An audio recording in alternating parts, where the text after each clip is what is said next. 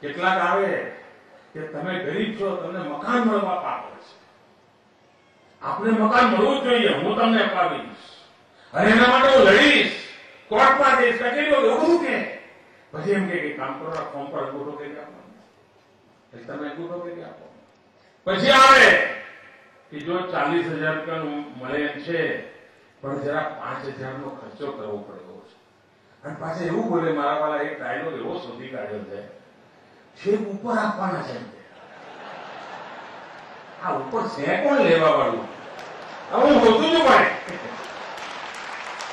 ઉપર આપવાના છે. ઉપર આ ઉપર વાળાની 80 की 83 હું ખેડા જિલ્લામાં છું. આ છે તો ઉપર વાળો, અરે ઉપર વાળાનો તો હિસાબ આપવાનો છે, ખબરદાર. ઉપર વાળાને હિસાબ આપવા પડવાનો છે, શરીરમાં કીડા પડવાના છે. આ ગરીબનું ખાનારાઓને શરીરમાં કીડા પડવાના.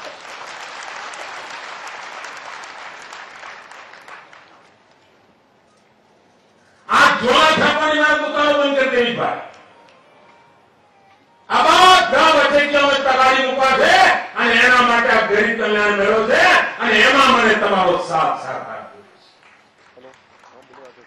આ ગરીબ કલ્યાણ મેળામાં નક્કી કરી જાઓ ભાઈ, ગમે તેમ થાય, કોઈને કાણી પાઈ નહીં આપીએ. મંજૂર? અરે જોરથી બોલો. કોઈને કાણી પાઈ નહીં આપીએ. અરે આ સરકાર તમારી, દેશ તમારો, પૈસા તમારા, અને આ લૂંટારો ઘર કેમ કરી જાય? આ મારે રોકવું છે ભાઈ, અઘરું કામ છે. પણ તમારો સાથ સહકાર હોય તો મારું ગજું ઘણું છે. આપનો મને સાથ સહકાર. આપ કટકી વાંચ, આપ કરનાર લોકો ગરીબ માનને ચૂસતા હોય છે અને કોકે તેની સામે લડાઈ લડવી પડે ભાઈઓ. આ લડાઈ લડવા માટેનો મારો કાર્યક્રમ એ આ ગરીબ કલ્યાણ મેળો છે. આ વચેટીઓને નાબૂદ કરવાનો કાર્યક્રમ એ મારો ગરીબ કલ્યાણ મેળો છે. આ દલાલોનો દેશ નિકાલ કરવા માટેનો કાર્યક્રમ એ મારો ગરીબ કલ્યાણ મેળો છે. અમારા રૂપાણીએ એક સરસ ભાષણ કર્યું, અમારી પાર્ટીના પ્રમુખે વિચારવા જેવું ભાષણ કર્યું. આપણે પણ વિચાર કરવા થઈ જઈએ. એમણે કહ્યું કે આપણે 50 જણને લાઈનમાં ઉભા રાખીએ.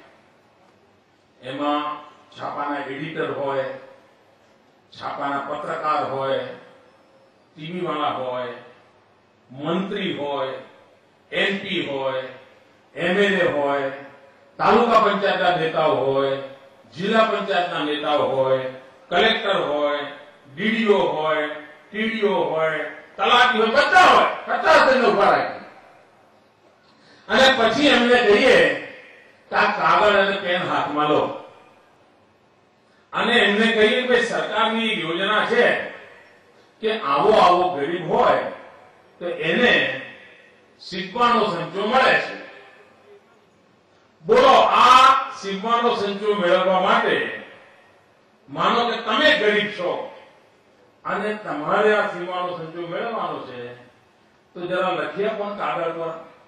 પહેલા ક્યાં જશો, પછી ક્યાં જશો, કોને મળશો, ફોર્મ ક્યાંથી લેશો, કઈ ઓફિસમાં જશો, અરજી કેવી રીતે કરશો, કયા ટેબલ પર જશો, એની ફી ભરવી પડે તો કેટલી ભરશો, સહી સિક્કા ક્યાં કરશો, સર્ટિફિકેટ લાવવું પડે તો ક્યાંથી લાવશો, બધું આમ સ્ટેપ બાય સ્ટેપ લખી આપો. અને અમારા રૂપાલાજી કહે છે કે કલેક્ટર હોય, ડીડીઓ હોય, ટીડીઓ હોય, મંત્રી હોય, એમએલએ હોય, એમપી હોય, પત્રકાર હોય, તંત્રી હોય, એડિટર હોય, કોઈ પણ હોય, પણ એને કહેવામાં આવે ભાઈ તું લખી દે અને 10 માંથી કેટલા માર્ક લે છે સાહેબ? 0 આવે, 0. કોઈને આવડે નહીં કે આ સરકારની યોજનાનો સંચો કેવી રીતે લવાય, ફોર્મ ક્યાંથી લાવવાનું, અરજી ક્યાં કરવાની, સર્ટિફિકેટ કઈ જોડવાનું, સાહેબ ખબર જ ન પડે. જો એમએલએ, એમપી કે એડિટર કે પત્રકારને ખબર ન પડતી હોય તો મારી આ ગરીબ માને ક્યાંથી ખબર પડે? તો એની મદદ કોણ કરે? બધું અમે જ ચાલવા દેવાનું? ભાઈઓ બહેનો, મેં એમાંથી નક્કી કર્યું કે અમારી સરકારના બધા સાથીદારો, તલાટી હોય, ગ્રામ સેવક હોય, ટીડીઓ હોય, ડીડીઓ હોય, કલેક્ટર હોય, બધા ગામો ગામ જશે, ઘરે ઘર જશે અને ગરીબો કોણ છે, કયા ગરીબને કઈ યોજના મળવા પાત્ર છે, કોને અત્યાર સુધીમાં કેટલા લાભ મળ્યા છે, કેટલા લાભ બાકી છે, કોને કયો લાભ મળવો જોઈએ, આ સરકાર સામે ચાલીને શોધી કાઢશે. અને ભાઈઓ બહેનો, મારે ખેડા જિલ્લાના મારા સરકારના મારા સાથીદારોને, વહીવટી તંત્રના મિત્રોને લાખ લાખ અભિનંદન આપવા છે. ગયા 4 મહિનાથી લોહી પાણી એક કરીને ગામડા ખુલી રહ્યા છે. રાત્રે મોડે મોડે સુધી ઓફિસોમાં બેસીને હિસાબ મેળવી રહ્યા છે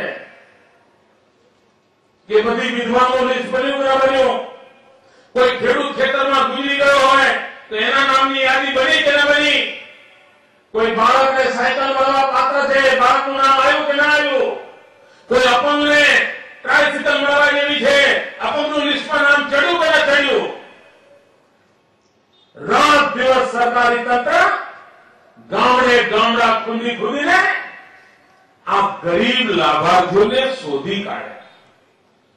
60 વર્ષમાં આવું શોધવાનું કામ કોઈએ નહીં, સામે ચાલીને શોધી કાઢ્યા. અને એમને સમજાવ્યું કે આટલી બાબતોના તમે હકદાર છો અને તમને સામે ચાલીને અમે આપવા માંગીએ છીએ. ભાઈઓ બહેનો, આજે હું સામે ચાલીને આપના હકનો, આપના અધિકારની ચીજ આપને સુપરત કરવા માંગે.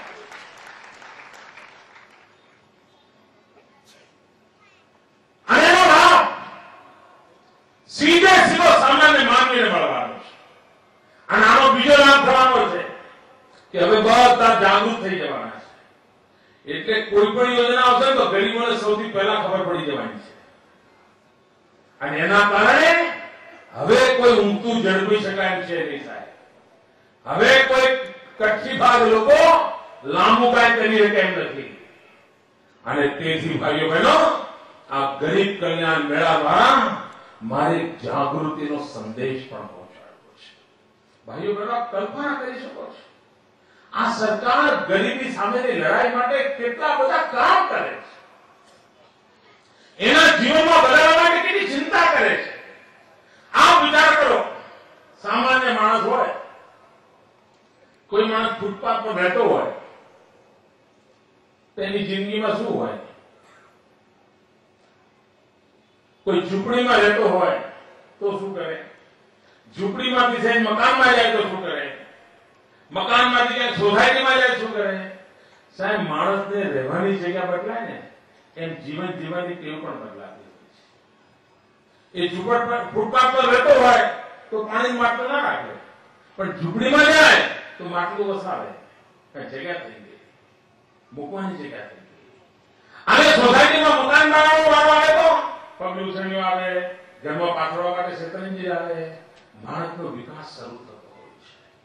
ભાઈઓ બહેનો, આ સરકારે ઘર વિહોણા ગરીબોને જેટલા જલ્દી શક્ય બને મકાનો આપવા માટેનું અભિયાન ઉપાડ્યું છે. ગયા 50 વર્ષમાં જેટલા મકાનો નહીં આપ્યા હોય એના કરતા વધારે મકાનો ગરીબોને હું આ 50 દિવસમાં આપવા માટેની મથામણ આવી. જમીનના પ્લોટ, આ ગરીબ માણસ બિચારો જમીનના પ્લોટ માટે ઓહો કેટલા તલાટીઓની પક્ષમતી કરી હોય, કેટલા ગ્રામ સેવકોને હાચવ્યા હોય, શું ન કર્યું હોય સાહેબ. કાંઈ મેળ ન પડ્યો હોય અને બધા એમ કે હા તને પ્લોટ મળી જશે. વર્ષો થઈ ગયા, ગામડા